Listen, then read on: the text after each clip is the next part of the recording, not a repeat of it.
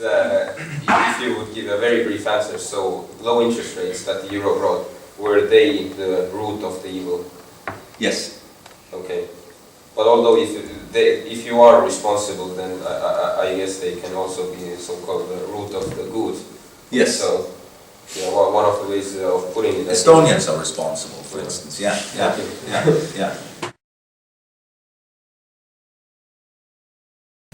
Yeah, I wanted to end on a more positive note. Good idea. Yeah, because it's kind of talking about people who won't get a job in their lifetime. Yeah. Not the best, but no. What can be done about it? I hope that the problems aren't actually anything that cannot be solved. As from where I see it, it's also more of a political problem, where we're kind of in this comfort zone, or we have politicians who are not willing to make the hard choices. Jean-Claude Juncker, the current commissioner, right? President of the President of the Commission. Yeah. Soon to be. I don't think he is it right now yet. They're still confirming that. But president to be of the Commission. Yeah.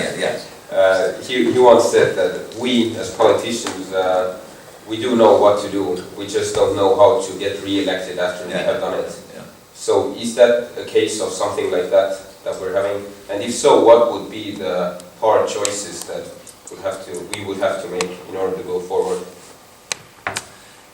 Yeah, he's sort of right. I mean, what is most disappointing about the European Union is that in many of these things with the euro crisis, they have basically reacted in the very last moment.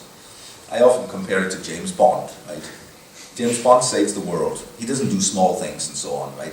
He always saves the world, and as we know, he does it 5 seconds before it collapses. He doesn't do it 2 weeks before it collapses, because that's not interesting enough, right?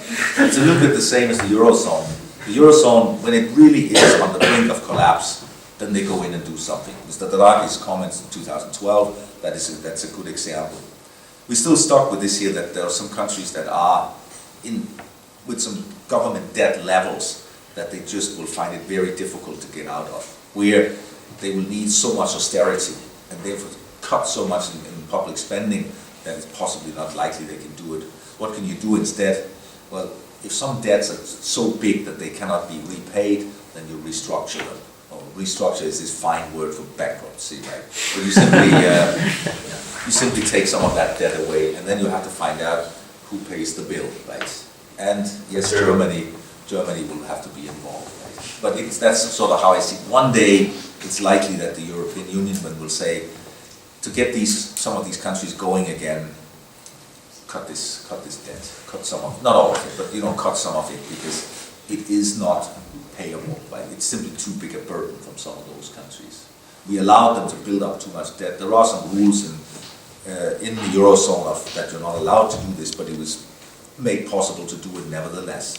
Okay, get rid of it. And I think that someday that will happen. Greece has already had a little bit of debt restructuring.